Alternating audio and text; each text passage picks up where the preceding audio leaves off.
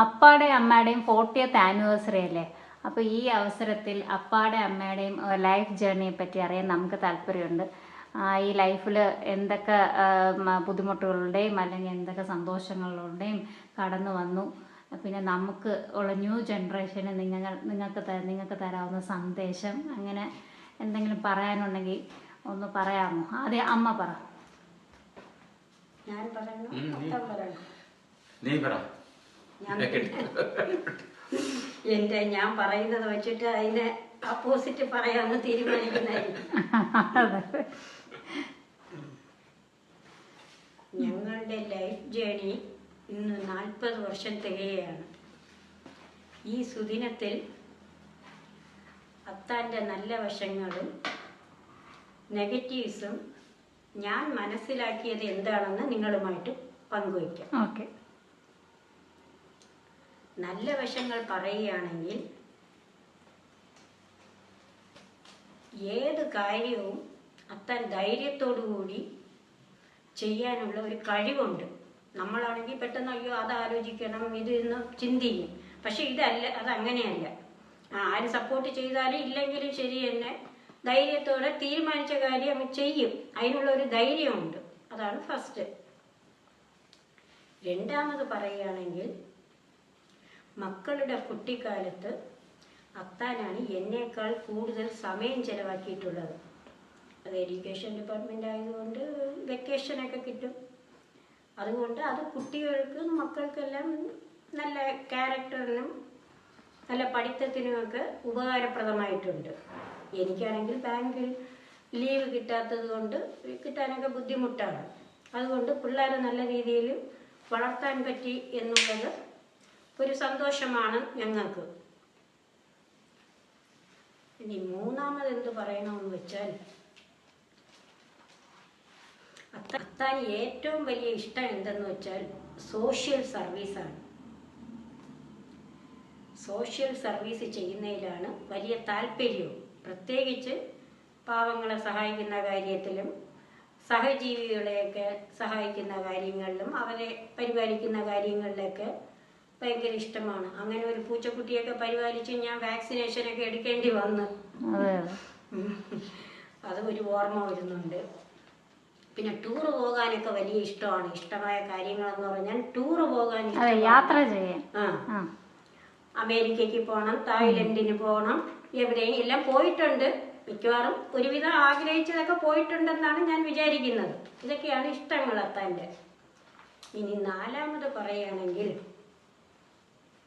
പിന്നെ ആലോചിച്ചിട്ട് കിട്ടുന്നത് കുടുംബ ബന്ധങ്ങൾക്ക് നല്ല വില വയ്ക്കുന്നുണ്ട്. അതെന്ന് പറഞ്ഞാൽ അവരുടെ ഏത് കാര്യങ്ങൾക്ക്, നല്ല കാര്യങ്ങളായാലും ദുഃഖമായ കാര്യങ്ങളായാലും അതിനെല്ലാം അവരെ പങ്കുകൊള്ളണമെന്നും സഹായിക്കണമെന്നുമുള്ള ഒരു താല്പര്യമുണ്ട്. ഇതൊക്കെയാണ് നല്ല വശങ്ങൾ എനിക്ക് പറയാനുള്ളത്. പറയണം. 1985 ഞങ്ങളുടെ വിവാഹം നടന്നത്. ജൂൺ 13. അതെ, ജൂൺ 13. ഇപ്പോൾ 40 സംവത്സരങ്ങൾ കഴിഞ്ഞിരിക്കുന്നു. സംവത്സരങ്ങൾ, നല്ല വർഷങ്ങൾ കഴിഞ്ഞിരിക്കുന്നു. വളരെ സന്തോഷവും സംതൃപ്തിയും നൽകുന്ന നാളുകളാണ് ഇതുവരെ ഉണ്ടായിട്ടുള്ളത്. മക്കൾ രണ്ടുപേർക്കും നല്ല വിദ്യാഭ്യാസം കൊടുക്കുന്നതിനും നല്ല സ്വഭാവ രൂപീകരണത്തിനും ഒക്കെ ഞങ്ങൾക്ക് കഴിയും. അവർ രണ്ടുപേരും വിവാഹിതരായി നല്ല കുടുംബ ജീവിതത്തിലേക്ക് പ്രവേശിക്കുകയും ചെയ്തു. മകൾക്ക് പ്രത്യേകിച്ചും നല്ല 2 കുഞ്ഞുങ്ങളെ ദൈവം നൽകി.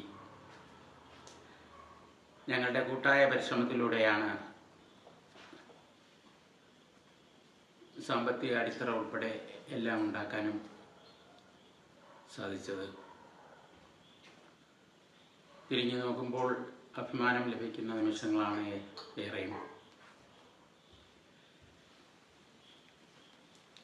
ഇനി വ്യക്തിപരമായി ഭാര്യയെപ്പറ്റി പറയണം എന്ന് പറഞ്ഞതുകൊണ്ട് കുടുംബാംഗങ്ങൾക്ക്, എൻ്റെ അമ്മയ്ക്കും മറ്റു കുടുംബാംഗങ്ങൾക്കും ഉത്തമയായ ഒരു കുടുംബിനിയാണ് ലഭിച്ചത് എന്നതും സന്തോഷം നൽകുന്ന കാര്യമാണ്. പിന്നെ അതുപോലെ തന്നെ അല്പം സുഖമില്ലാതായാൽ പോലും അതൊന്നും വകവയ്ക്കാതെ പതിവ് ഉത്തരവാദിത്വങ്ങൾ, അടുക്കള ജോലി ഉൾപ്പെടെ എല്ലാ കാര്യങ്ങളും നിറവേറ്റുന്നതായും കണ്ടിട്ടുണ്ട്.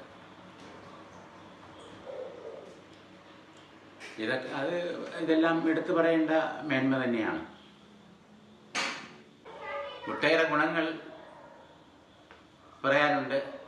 ഇവിടെ കൂടുതലൊന്നും നീട്ടാൻ ഉദ്ദേശമില്ലാത്തതുകൊണ്ട് നെഗറ്റീവ്സ് പറയണമെന്ന് കൂടി പറഞ്ഞതുകൊണ്ട് അതിലേക്ക് കിടക്കാം. ചില തിരുത്തലുകൾക്ക് പെട്ടെന്നൊന്നും തയ്യാറാകില്ല എന്നുള്ളത് ഒരു കുറവായി പറയാവുന്നതാണ്. പിന്നെ അതുപോലെ തന്നെ ഭാര്യയ്ക്ക് ഇഷ്ടപ്പെടാത്ത കാര്യങ്ങൾ എന്തെങ്കിലും പറഞ്ഞാൽ പരിസരം നോക്കാതെ ഒച്ച സംസാരിക്കും എന്നൊരു കുറവും കണ്ടിട്ടുണ്ട്. അത് നമ്മുടെ ചാലക്കാർക്ക് എല്ലാവർക്കും സൗണ്ട് അതുകൊണ്ടാണ്.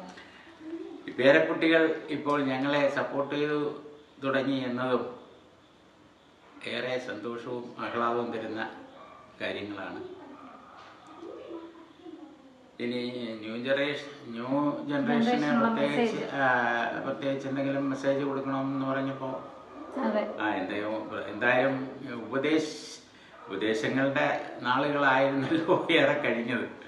ഇനി ഞങ്ങൾക്ക് പ്രത്യേകിച്ച് കൂടുതലായി ഉപദേശിക്കാനൊന്നുമില്ല. ഞങ്ങളുടെ ജീവിതത്തിലുള്ള അനുകരണീയമായ നല്ല കാര്യങ്ങളെ അനുകരിക്കുക. നമ്മൾ നിങ്ങളെ മാതൃകയാക്കി ജീവിക്കണം. അതെ, കഴിയുന്നത്ര ഞങ്ങൾക്കും എല്ലാവർക്കും എല്ലാ വ്യക്തികൾക്കും കുറവുകളും കുറ്റവും കുറവും ഒക്കെ ഉണ്ടാകാം. അതുപോലെ എല്ലാം വിവേകത്തോടെ മനസ്സിലാക്കാൻ കഴിവുള്ള കുഞ്ഞുങ്ങളാണ് ഇപ്പോൾ നിങ്ങൾ. അതുകൊണ്ട് എല്ലാം കണ്ടും കേട്ടും മനസ്സിലാക്കിയും മുന്നോട്ട് പോവുക.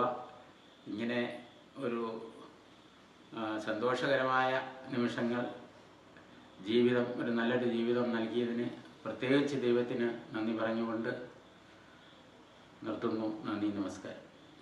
Thank you. Happy anniversary once again. Okay, thank you.